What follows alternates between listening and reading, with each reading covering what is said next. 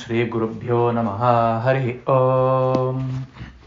ಓಂ ಗಣಾನಾಂ ತ್ವಾ ಗಣಪತಿಂ ಗವಾಮಹೇ ಕವಿಂ ಕವೀನಾಮುಪಮಸ್ರವಸ್ತಮಂ ಜ್ಯೇಷ್ಠರಾಜಂ ಬ್ರಹ್ಮಣಸ್ಪದ ಆನಶೃಣ್ವನ್ನೋದಿಭಿः ಸೇದಸಾದನಂ. ಓಂ ಶ್ರೀ ಮಹಾಗಣಪತಯೇ ನಮಃ. ಗುರುರ್ಬ್ರಹ್ಮ ಗುರುರ್ವಿಷ್ಣುಃ ಗುರುರ್ದೇವೋ ಮಹೇಶ್ವರಃ ಗುರುರ್ಸಾಕ್ಷಾತ್ ಪರಬ್ರಹ್ಮ ತಸ್ಮೈ ಶ್ರೀ ಗುರವೇ ನಮಃ. ಗುರವೇ ಸರ್ವಲೋಕಾನಾಂ ವಿಷಜೇ ಭವರೋಗಿಣಾಂ ನಿಧಯೇ ಸರ್ವವಿದ್ಯಾನಾಂ ಶ್ರೀದಕ್ಷಿಣಾಮೂರ್ತಯೇ ನಮಃ. ಸದಾಶಿವಸಮಾರಂಭಾಂ ಶಂಕರಾಚಾರ್ಯಮಧ್ಯಮಾಂ ಅಸ್ಮದಾಚಾರ್ಯಪರ್ಯಂತಾಂ ವಂದೇ ಗುರುಪರಂಪರಾಂ. ಶ್ರೀಗುರುಚರಣಾರವಿಂದಾಭ್ಯಾಂ ನಮಃ. ಅದಾತ್ಮಾನಂ ಶಿವಾತ್ಮಾನಂ ಶ್ರೀರುದ್ರರೂಪಂ ಧ್ಯಾಯೇತ್. ಶುದ್ಧಸ್ಫಟಿಕಶಂಕಾಸಂ ತ್ರಿನೇತ್ರಂ ಪಂಚವಕ್ತ್ರಕಂ ಗಂಗಾಧರಂ ದಸಭುಜಂ ಸರ್ವಾಭರಣಭೂಷಿತಂ ನೀಲಗ್ರೀವಂ ಶಶಾಂಕಾಂಕಂ ನಾಗಯಜ್ಞೋಪವೀದಿನಂ ವ್ಯಾಘ್ರಶರ್ಮೋದ್ಧರೀಯಂ ಚ ವರೆಣ್ಯಮಭಯಪ್ರದಂ ಕಮಂಡಲ್ವಕ್ಷಸೂದ್ರಾಣಾಂ ಧಾರಿಣಂ ಶೂಲಪಾಣಿನಂ ಜ್ವಲಂತಂ ಪಿಂಗಳಜಟಾಶಿಖಾಮುದ್ಯೋತಧಾರಿಣಂ ವೃಷಸ್ಕಂದಸಮಾರೂಢಂ ಉಮಾದೇಹಾರ್ತಧಾರಿಣಂ ಅಮೃತೇನಾಪ್ಲುತಂ ಶಾಂತಂ ದಿವ್ಯಭೋಗಸಮನ್ವಿತಂ ತಿಗ್ದೇವತಾಸಮಾಯುಕ್ತಂ ಶೂರಾಸುರನಮಸ್ಕೃತಂ ನಿತ್ಯಂ ಚ ಶಾಶ್ವತಂ ಶುದ್ಧಂ ದ್ರವಮಕ್ಷರಮವ್ಯಯಂ ಸರ್ವವ್ಯಾಪಿನಮೀಚಾಣಂ ರುದ್ರಂ ವೈ ವಿಶ್ವರೂಪಿಣಂ ಏವಂ ಧ್ಯಾತ್ವಾ ದ್ವಿಜಃ ಸಮ್ಯಕ್ ತतो ಹ್ಯಜನಮಾರಭೇತ್. ಪ್ರಜನನೆ ಬ್ರಹ್ಮಾದಿಷ್ಟತೋ ಪಾದಯೋರ್ವಿಷ್ಣುಸ್ತಿಷ್ಠತೋ ಹಸ್ತಯೋರ್ಹರಸ್ತಿಷ್ಠತೋ ಭಾಕೋರಿಂದ್ರಸ್ತಿಷ್ಠತೋ ಜಠರೆ ಅಗ್ನಿಸ್ತಿಷ್ಠತೋ ಹೃದಯೇ ಶಿವಸ್ತಿಷ್ಠತೋ ಕಂಠೆ ವಸವಸ್ತಿಷ್ಠಂತೋ ವಕ್ತ್ರೆ ಸರಸ್ವತೀ ತಿಷ್ಠತೋ ನಾಸಿಕಯೋರ್ವಾಯುಸ್ತಿಷ್ಠತೋ ನಯನಯೌ ಚಂದ್ರಾದಿತ್ಯೌ ತಿಷ್ಠೇತಾಂ ಕರ್ಣಯೋ ರಶ್ಮಿನೌ ತಿಷ್ಠೇತಾಂ ಲಲಾಟೆ ರುದ್ರಾಸ್ತಿಷ್ಠಂತೋ ಮೂರ್ಧ್ನಿನಾದಿತ್ಯಾಸ್ತಿಷ್ಠಂತೋ ಶಿರಸಿ ಮಹಾದೇವಸ್ತಿಷ್ಠತೋ ಶಿಖಾಯಾಂ ವಾಮದೇವಸ್ತಿಷ್ಠತೋ ಪೃಷ್ಠೆ ಪಿನಾಕೀ ತಿಷ್ಠತೋ ಪುರದಃ ಶೂಲೀ ತಿಷ್ಠತೋ ಪಾರ್ಶ್ವಯೋ ಶಿವಾಶಂಕರೌ ತಿಷ್ಠೇತಾಂ ಸರ್ವತೋ ವಾಯುಸ್ತಿಷ್ಠತೋ ತತೋ ಬಹಿಃ ಸರ್ವತೋ ಅಗ್ನಿರ್ಜ್ವಾಲಾಮಾಲಾ ಪರಿವೃತಸ್ತಿಷ್ಠತೋ ಸರ್ವೇಷ್ವಂಗೇಷು ಸರ್ವಾ ದೇವತಾ ಯಥಾಸ್ಥಾನಂ ತಿಷ್ಠಂತೋ ಮಾಂ ರಕ್ಷಂತು ಸರ್ವಾನ್ ಮಹಾಜನಾನ್ ರಕ್ಷಂತು. ಅಗ್ನಿರ್ಮೇ ವಾಶಿಶ್ರಿತಃ ವಾ ಹೃದಯೇ ಹೃದಯಂ ಮಯಿ ಅಹಮೃತೆ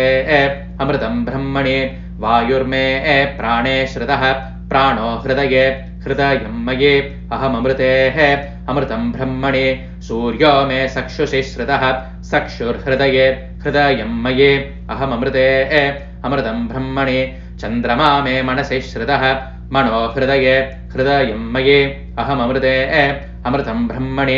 ದಿಶೋ ಮೇ ಶ್ರೋಧ್ರೇ ಶ್ರಿತಾಃ ಶ್ರೋದ್ರಹುಂ ಹೃದಯೇ ಹೃದಯಂ ಮಯಿ ಅಹಮೃತೆ ಅಮೃತಂ ಬ್ರಹ್ಮಣಿ ಆಪೋ ಮೇ ರೇತಸಿ ಶ್ರಿತಾಃ ರೇತೋ ಹೃದಯೇ ಹೃದಯಂ ಮಯಿ ಅಹಮೃತೆ ಅಮೃತಂ ಬ್ರಹ್ಮಣಿ ಪೃಥಿವೀ ಮೇ ಶರೀರೇ ಶ್ರಿತಾ ಶರೀರಹುಂ ಹೃದಯೇ ಹೃದಯಂ ಮಯಿ ಅಹಮೃತೆ ಅಮೃತಂ ಬ್ರಹ್ಮಣಿ ಓಷತಿ ವನಸ್ಪತಯೋ ಮೇ ಲೋಮಶುಶ್ರಿತಾಃ ಲೋಮಾನಿ ಹೃದಯೇ ಹೃದಯಂ ಮಯಿ ಅಹಮೃತೆ ಅಮೃತಂ ಬ್ರಹ್ಮಣಿ ಇಂದ್ರೋ ಮೇ ಬಲೇ ಶ್ರಿತಃ ಬಲಹುಂ ಹೃದಯೇ ಹೃದಯಂ ಮಯಿ ಅಹಮೃತೆ ಅಮೃತಂ ಬ್ರಹ್ಮಣಿ ಪರ್ಜನ್ಯೋ ಮೇ ಮೂರ್ಧ್ನಿ ಶ್ರಿತಃ ಮೂರ್ಧಾ ಹೃದಯೇ ಹೃದಯಂ ಮಯಿ ಅಹಮೃತೆ ಅಮೃತಂ ಬ್ರಹ್ಮಣಿ ಈಶಾನೋ ಮೇ ಮಣ್ಯೌ ಶ್ರಿತಃ ಮಣ್ಯುರ್ಹೃದಯೇ ಹೃದಯಂ ಮಯಿ ಅಹಮೃತೆ ಅಮೃತಂ ಬ್ರಹ್ಮಣಿ ಆತ್ಮಾಮ ಆತ್ಮನಿ ಶ್ರಿತಃ ಆತ್ಮಾ ಹೃದಯೇ ಹೃದಯಂ ಮಯಿ ಅಹಮೃತೆ ಅಮೃತಂ ಬ್ರಹ್ಮಣಿ ಪುನರ್ಮ ಆತ್ಮ ಪುನರಾಯುರಾಘಾತ್ ಪುನಃ ಪ್ರಾಣಃ ಪುನರಾಘೂತಮಾಗಾತ್ ವೈಶ್ವಾನರೋ ರಶ್ಮಿಭಿರ್ವಾವೃತಾನಃ ಅಂತಸ್ತಿಷ್ಠನ್ನಮೃತಸ್ಯ ಕೋಪಾಃ. ಅಸ್ಯ ಶ್ರೀರುದ್ರಾಧ್ಯಾಯ ಪ್ರಶ್ನಮಹಾಮಂತ್ರಸ್ಯ ಅಘೋರರ್ಷಿಃ ಅನುಷ್ಠುಪ್ ಛಂದಃ ಸಂರಕ್ಷಣಮೂರ್ತಿಶ್ವರೋ ವೋ ಯೋಸಾವಾದಿತ್ಯಃ ಪರಮಪುರುಷಃ ಸ ಏಷ ರುದ್ರೋ ದೇವತಾ. ನಮಃ ಶಿವಾಯೇತಿ ಬೀಜಂ ಶಿವತರಾಯೇತಿ ಶಕ್ತಿಃ ಮಹಾದೇವಾಯೇತಿ ಕೀಲಕಂ ಶ್ರೀಶಾಂಬ ಸದಾಶಿವಪ್ರಸಾದ ಸಿದ್ಧ್ಯರ್ಥೇ ಜಪೇ ವಿನಿಯೋಗಃ. ಓಂ ಅಗ್ನಿಹೋತ್ರಾತ್ಮನೆ ಅಂಗುಷ್ಟಾಭ್ಯಾಂ ನಮಃ ದರ್ಶಪೂರ್ಣಮಾಸಾತ್ಮನೆ ತರ್ಜನೇಭ್ಯಾಂ ನಮಃ ಚಾತುರ್ಮಾಸ್ಯಾತ್ಮನೆ ಮಧ್ಯಮಾಭ್ಯಾಂ ನಮಃ ನಿರೂಢಪಶುಪಂತಾತ್ಮನೆ ಅನಾಮಿಕಾಭ್ಯಾಂ ನಮಃ ಜ್ಯೋತಿಷ್ಠೋಮಾತ್ಮನೆ ಕನಿಷ್ಠಿಕಾಭ್ಯಾಂ ನಮಃ ಸರ್ವಕ್ರತ್ವಾತ್ಮನೆ ಕರತಲಕರಪೃಷ್ಠಾಭ್ಯಾಂ ನಮಃ ಅಗ್ನಿಹೋತ್ರಾತ್ಮನೆ ಹೃದಯಾಯ ನಮಃ ದರ್ಶಪೂರ್ಣಮಾಸಾತ್ಮನೆ ಸರಸೆ ಸ್ವಾಹ ಚಾತುರ್ಮಾಸ್ಯಾತ್ಮನೆ ಶಿಖಾಯೈ ವಷಟ್ ನಿರೂಢಪಶುಪಂತಾತ್ಮನೆ ಕವಚಾಯ ಗುಂ ज्योतिष्ठोमात्मने नेत्रद्रयाय भौषटे सर्वक्रत्वात्मने हस्त्राय फटे ओम भूर्भुवः सुवरोमिति दिग्बन्धः ध्यानम् आपातालनभस्थलान्तबोणब्रह्माण्डमाविस्फुरत् ज्योतिस्फाटिकलिङ्गमौलिविलसत्पूर्णेन्तु भान्तामृतैः हस्तोकाप्लुतमेकमीशमणिशं रुद्रानुवाकाञ्जबन् ध्याये दीप्सितसिद्धये द्रवपदं विप्राभिषञ्जयश्चिवम् ब्रह्माण्डं व्याप्तदेहावसितहिमरुषा भासमाना भुजङ्गैः कण्ठे कालाकबर्धा कलितशशिकला चण्डकोदण्डहस्ताः त्रयक्षा रुद्राक्षमाला प्रकटितविभवा शाम्भवा मूर्तिभेदाः रुद्रा श्रीरुद्रसूक्तप्रकटितविभवा नः प्रयच्छन्तु सौख्यम् सञ्च मे मयश्च मे प्रियञ्च मे नुकामश्च मे कामश्च मे सौमनसश्च मे पद्रं च मे श्रेयश्च मे वस्यश्च मे यशश्च मे भगश्च मे द्रविणं च मे यन्दा च मे दर्धा च मे क्षेमश्च मे धृतिश्च मे विश्वं च मे महश्च मे संविश्च मे ज्ञाद्रं च मे सूश्च मे प्रसूश्च मे सीरं च मे लयश्च मरुदं च मे मृदं च मे यक्ष्मं च मे नामयश्च मे जीवादुश्च मे दीर्घायुत्पं च मे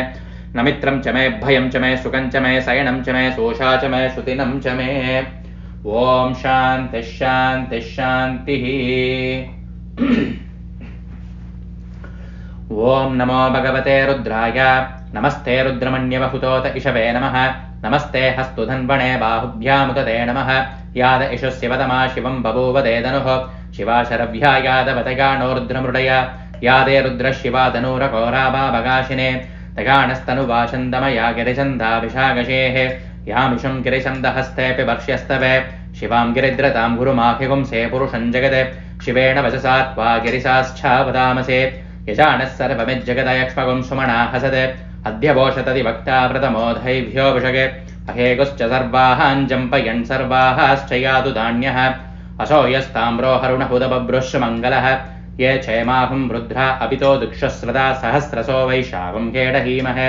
असौ योऽवसर्पतिनीलग्रेवापिलोकितः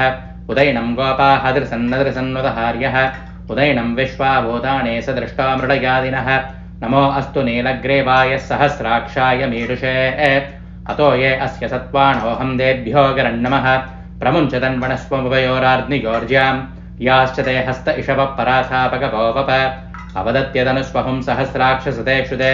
निशीर्यशल्याणामुगा शिवोणः सुमना भव विध्यन्तनुकवर्दिना विशल्या बाणबाहुम् उद अने सन्नस्येषवहापुरस्य निषङ्गतिः या देहेतिर्मेडुष्टमहस्ते बभूव देदनुः दयास्मान् विश्वदस्पमयक्ष्मयामरिभुजा नमस्ते अस्त्वायुधायाणा ददाय दृष्णवे उभाभ्यामुदते नमो बाहुभ्यां तव तन्वणे परिदेतन्वणो हेतिरस्मान् वृणक्तु विश्वतः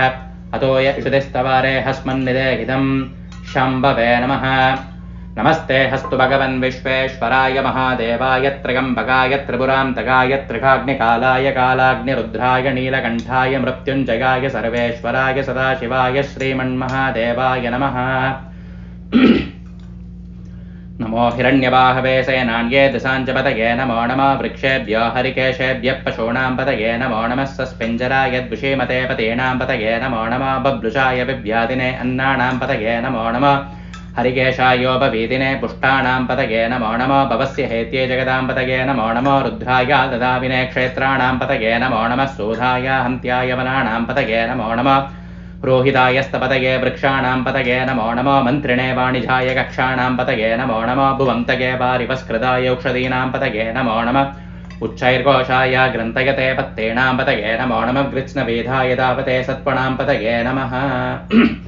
नमः सहमानाय व्यादिनः व्यादिनीनां पतये नमो नमः गगुपाय निषङ्गिणेः स्तेनानां पतये नमो नमः निषङ्गिण इषुतिमते तस्कराणां पतये नमो नमो वञ्जते परिवञ्जते स्थायोणां पतये नमो नमो निचरवे परिचरायारण्याणां पतये नमो नमः सृगाविभ्यो जिघागुं सभ्यो मुक्षतां पतये नमो नमः सिमभ्यो नक्तञ्चरभ्य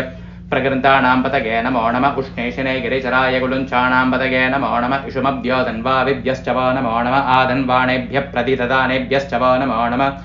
आयश्चभ्यो विसृजभ्यश्च वो नमो नमः स्यभ्यो विद्यभ्यश्च वो नमो नमः आशीनेभ्यश्च गाणेभ्यश्च वो नमो नमः स्वभद्भ्यो जागृतभ्यश्च वो नमो नमः स्तिष्ठभ्यो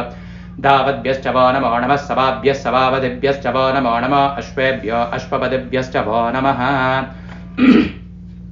नम आव्यादिनेभ्यो विविद्यन्तेभ्यश्च वो नमो नमः गुणाविस्त्रगुंहतिभ्यश्च वो नमो नमः गृत्सेभ्यो गृत्सपदिभ्यश्च वो नमो नमः भ्रातेभ्यो भ्रातपदिभ्यश्च वो नमो नमः गणेभ्यो गणपतिभ्यश्च वो नमो नमो विरूपेभ्यो विश्वरूपेभ्यश्च वो नमो नमो महद्भ्यः क्षुल्लकेभ्यश्च वो नमो नमो रथेभ्यो रथेभ्यश्च वो नमो नमो रथेभ्यो रथपतिभ्यश्च वो नमो नमः सेनानिभ्यश्च वो नमो नमः क्षत्रुभ्यः सङ्ग्रहेतृभ्यश्च वो नमो नमस्तक्षभ्यो रथकारेभ्यश्च वो नमो नमः कुलालेभ्यः कर्मारेभ्यश्च वो नमो नमः पुञ्जिष्टेभ्यो निषादेभ्यश्च वो नमो नमः इषुकृभ्यो दन्वकृभ्यश्च वो नमो नमः मृगयुभ्यश्वनिभ्यश्च वो नमो नमः श्वभ्यश्वपतिभ्यश्च वो नमः नमो भवाय च रुद्राय च नमः शर्वाय च पशुपतये च नमो नीलग्रीवाय च श्रीकण्ठाय च नमः कपर्दिने च व्युक्तकेशाय च नमः सहस्राक्षाय च सततन्वणे च नमो गिरिजाय च शिविष्टाय च नमो मेढुष्टमाय शेषुमते च नमो ह्रस्वाय च वामणाय च नमो बृहते च वर्षीयसे च नमो वृद्धाय च संवृद्वणे च नमो अग्र्याय च प्रथमाय च नमः शवेशाचिराय च नमः शीघ्रयाय च चेर्भ्याय च नमः ऊर्म्याय च वस्पन्द्याय च नमः स्रोतस्याय च द्वीप्याय च नमो ज्येष्ठाय च कनिष्ठाय च नमः पूर्वजाय च वरजाय च नमो मध्यमाय च अपकल्पाय च नमो जगन्याय च बुद्धिगाय च नमः श्रोप्याय च प्रतिसर्याय च नमो याम्याय च क्षेम्याय च नमः उर्वर्याय च खल्याय च नमः श्लोक्याय च अपसान्याय च नमः वण्याय च कक्षाय च नमः श्रवाय च प्रतिश्रवाय च नमः आसुषेनाय चासुरधाय च नमः शोराय चावपिन्दते च नमो वर्मिणे च वरुदिने च नमो बिल्मिणे च कवचिने च नमः श्रुताय च श्रुतसेनाय च नमो दुन्दुभ्याय च हनन्याय च नमो दृष्णवे च भ्रमृजाय च नमो दूताय च प्रहिताय च नमो अनुषङ्गिणे से श्रुतिमते च नमस्तेष्णे च वेषायुधने च नमः श्वायुधाय श्रुतन्वणे च नमः श्रुत्याय च पत्याय च नमः काठ्याय च नेभ्याय च नमः श्रोत्याय च सरस्याय च नमो नाध्याय च वैशन्थाय च नमः कूप्याय च वट्याय च नमो वर्ष्याय च नमो मेघ्याय च विद्युद्ध्याय च नमः ईप्त्रिगाय च दभ्याय च नमः वात्याय च रेष्म्याय च नमः वास्तव्याय च वास्तुभाय च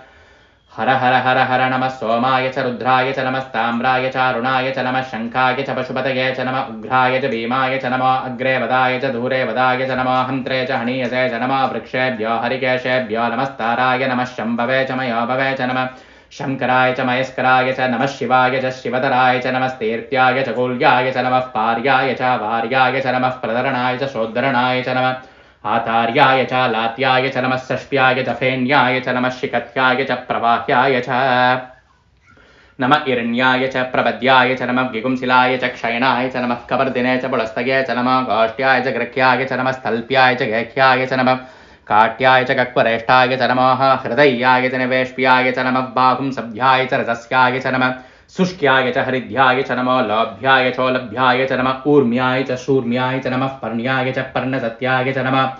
बगुरमाणाय चाय विघ्नते च नमः आक्कितते च प्रक्कितते च नमः वक्किरयेभ्यो देवानाहुं हृदयेभ्यो नमः विक्षीणकेभ्यो नमः विचिन्वत्केभ्यो नमः आनिर्हत्केभ्यो नमः आमीवत्केभ्यः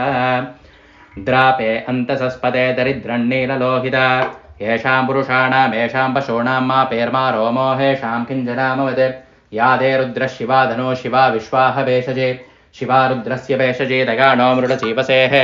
इमाहं रुद्राय तपसे कवर्दिनेः क्षयद्भीराय प्रवरामहे मतिं यदा नः समसद्विपदे सतुष्पदे पुष्पं पुष्टं ग्रामे अस्मिन्ननातुरं मृडाणो रुद्रोतनो मयस्कृते क्षयद्भीराय नमसा विधेमते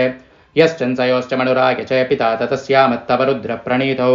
माणो महान्तमुदमाणो अर्पगं माणभुक्षन्तमुदमाणभुक्षितम् माणोवते पितरं मोदमादरं प्रियामाणस्तनुवो रुद्ररीर्षः माणस्तोकेतनये माण आयुषि माणो कोशुमाणो अश्वेषुरीर्षः वीराण्माणो रुद्रपामिदोवतिर्हविष्मं तो नमसा विधेमते आराध्ये कोग्न उदपूरुषग्ने क्षयद्वीराय सुम्नमस्मेते हस्तो रक्षाचनो अधिशदेव ब्रूह्यताशनः सर्मयश्च द्विवर्गाः श्रुतिश्रुतं गर्दसतं युवाणं बृहन्नभीममुपहद्नुमुग्रम् मृडाचरिद्रे रुद्रश्रवाणो हण्यन्ते अस्मन्निव बन्धुसेनाः परिणो रुद्रस्य हेतिर्वृणक्तु परित्वेषस्य दुर्मतिरगायोः अवस्थिरामकवद्भ्यस्तनुष्वमेट्वस्तोगाय धनगाय मृडय मीडुष्टमः शिवतमः शिवो नः सुमना भव परमे वृक्षहायुधन्निदाय कृत्तिं वचान आचरः पिनागं बिभ्रदागहि विगिरितविलोहितनमस्ते हस्तु भगवः यास्ते सहस्रहं हेतयोन्यमस्मन्निव बन्धुदाः सहस्राणि सहस्रदा बाहुवोस्तव हेतयः धासामीशाणो भगवः पराशीनामुखाकृते सहस्राणि सहस्रशो ये रुद्रा हरिभूम्या तेषाकं सहस्रयोजने वदन्वाणि तन्मसे अस्मिन् महन्त्यर्णवेहेन्दरिक्षे पवाहते नीलग्रीवाशिदिकण्ठाः शर्वा अधः क्षमाचराः नीलग्रीवाशिदिकण्ठादिवहुं रुद्रा उपस्थिताः ये वृक्षेषु सस्पिञ्जरा नीलग्रीवा विलोहिताः ये भूतानामधिपतयो विशिखासक्कवर्दिनः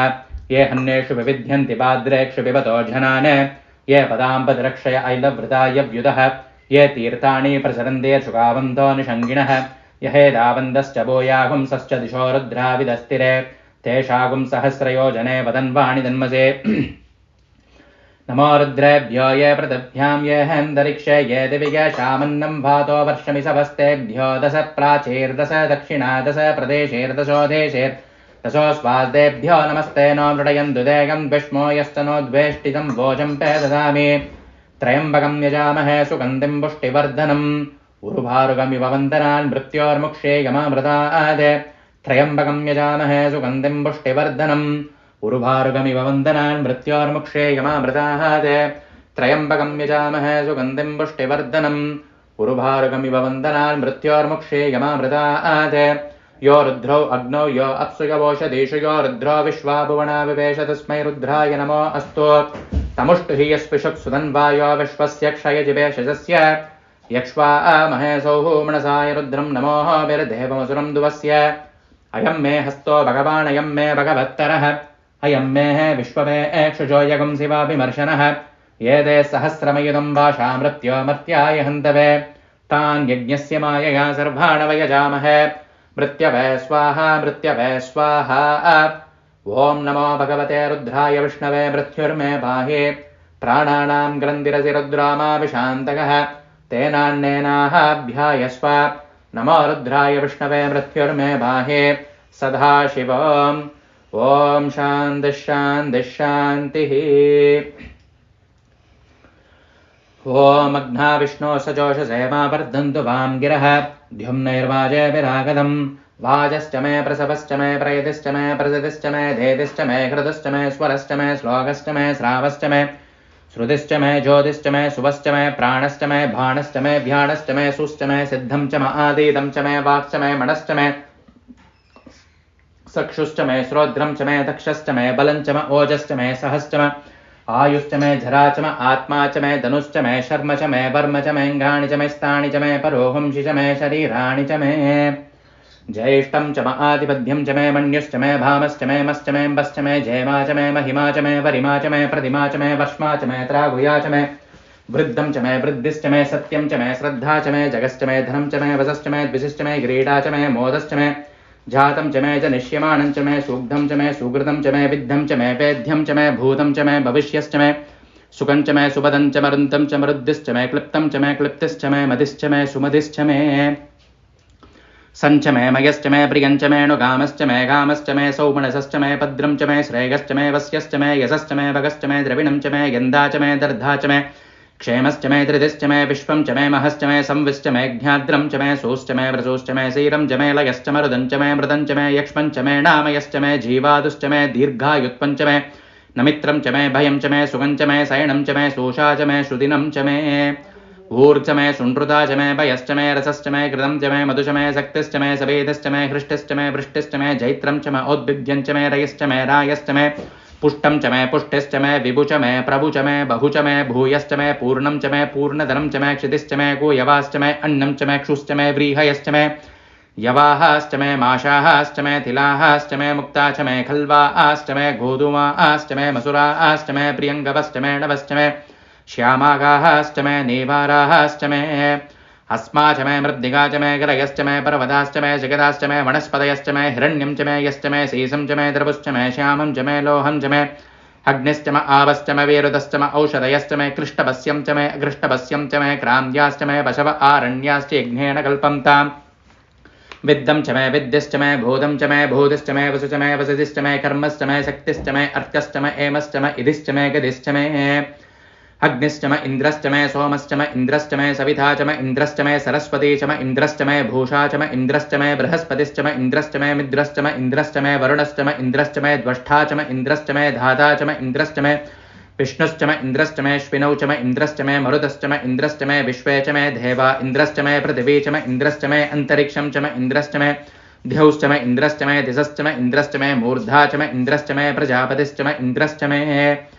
अहोगुंसुश्च मे रश्मिश्च मे दाहाभ्यश्च मे दिपतिश्च म उभागुंसुश्च मेऽन्तर्यामश्च म ऐन्द्रवायवश्च मे मैद्रावरुणश्च म आश्विनश्च मे प्रतिप्रस्थानश्च मे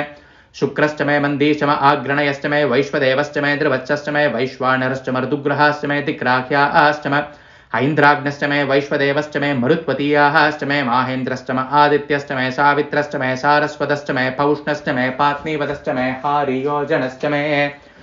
हिद्मश्च मे बर्हिश्च मे वेदिश्च मे दृष्णियाश्च मे स्वरसश्च मे चमसाश्च मे घ्रावाणश्च मे स्वरवश्च मे उपरवाश्च मे दिशवणे च मे द्रोणकलशश्च मे वायव्यानि च मे भूतवृश्च मे आदवणीयश्च मे आग्नेयेन्द्रं च मे हविर्धानं च मे गृहश्च मे सदश्च मे ब्रोडासाश्च मे वसदाश्च मे वप्रुदश्च मे श्वगाकारश्च मे अग्निश्च मे कर्मश्च मे अर्कश्च मे सूर्यश्च मे प्राणश्च मे स्वमेधश्च मे पृथिवी च मे दिदिश्च मे ध्यौश्च मे शक्वरीरङ्कुलयो दिशश्च मे यज्ञेन कल्पं ताम् ऋक्च मे साम च मे स्तोमश्च मे यजुक्ष मे दीक्षा च मे तपश्च मरुदश्च मे वृतं च मे होराद्रयोर्वृष्ट्या बृहं तदन्तरे च मे यज्ञेन कल्पेताम्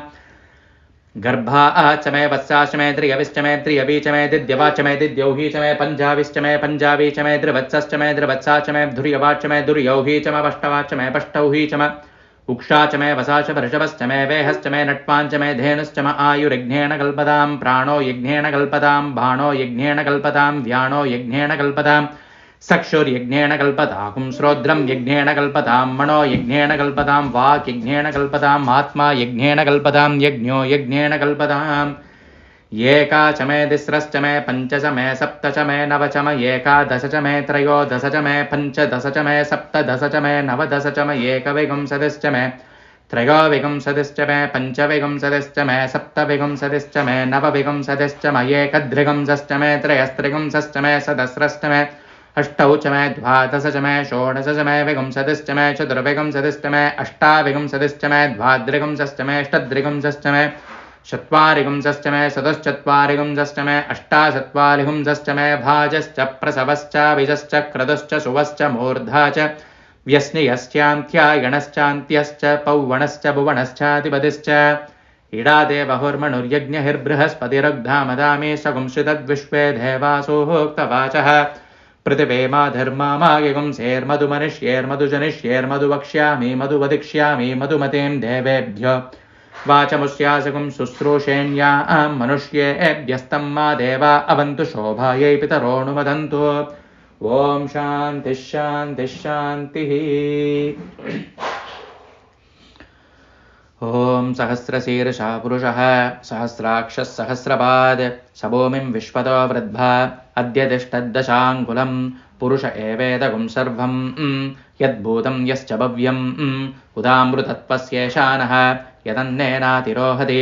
येथावानस्य महिमा अतो ज्यायागुश्च पूरुषः पादोऽस्य विश्वाभूतानि त्रिपादस्यामृतं दिवे त्रिपादोर्ध्वभूतैत्पुरुषः पादोऽस्येहापवात् पुनः ततो विश्वं व्यक्रामते शासनानशने अभि तस्माद्विराडजायत विराजो अधिपूरुषः स जातो अद्य ऋच्छद पश्चाद्भूमिमतो पुरः यत्पुरुषेण हविषा देवा यज्ञमतन्वत वसन्तो अस्यासीथाज्यं ग्रीष्म इद्मः शरद्धविः सप्तास्यासन् परितयः त्रिसप्तसमितः कृताः देवा यद्यज्ञं तन्वाना अपत्नन् पुरुषं पशुं तैयज्ञं पर्हिषि प्रौक्षन् पुरुषं जातमकृतः तेन देवा अयजन्त सात्या ऋषयश्च ये तस्माद्यज्ञात् सर्वहुतः सम्प्रतं पृषदाज्यं पशोगुस्तस्तागुश्चक्रे वायव्यान् आरण्यान् क्रान्त्याश्च ये तस्माद्यज्ञात् सर्वहुतः ऋचः सामानि जग्गिरे छन्दागुंसि जग्गिरे तस्मात् यजुस्तस्मानजायत तस्मादश्वा अजायन्त ये केशोभया ततः गावो हजग्गिरे तस्माज्जाता अजावयः यत्पुरुषं व्यततुः कथिता विकल्पयन् मुखं किमस्य कौ बाहो गावोरोपादावुच्येते ब्राह्मणोऽस्य मुखमासीत् बाहुराजन्यकृतः ऊरुथतस्य यद्वैश्यः पद्व्याहुं शूद्रो अजायत चन्द्रमा मनसो जातः सक्षो सूर्यो अजायत पुगादिन्द्रः साग्निश्च प्राणाद्वायुरजायत नाभ्या आसीथन्तरिक्षं शीर्ष्णोऽध्यौर्समवर्तत पद्भ्यां भूमिर्दिशश्रोत्रात् तथा लोकाहुम् अकल्पयन् वेदाहमेदं पुरुषं महान्तम् आदित्यवर्णं तमसस्तु पारे सर्वाणि रूपाणि विचिद्यतीरः नामानि कृत्वा पिबतन्त्यतास्ते दाता पुरस्ताद्यमुता जहार चक्रप्रविद्वान् प्रतिदस्रतस्रः तमेवं विद्वानमृत इह भवति नान्यः पन्था अयनाय विद्यते यज्ञेन यज्ञमयजन्त देवाः तानि धर्माणि प्रथमान्यासन् देहनाहं महिमानः सन्ते यत्र पूर्वे साभ्यासन्ति देवाः अद्यक्सम्भूतपृथिव्यैरसाश्च विश्वकर्मणः समवर्तदाते तस्य त्वष्टा विदधत् रूपमेते तत्पुरुषस्य विश्वमाझानमग्रे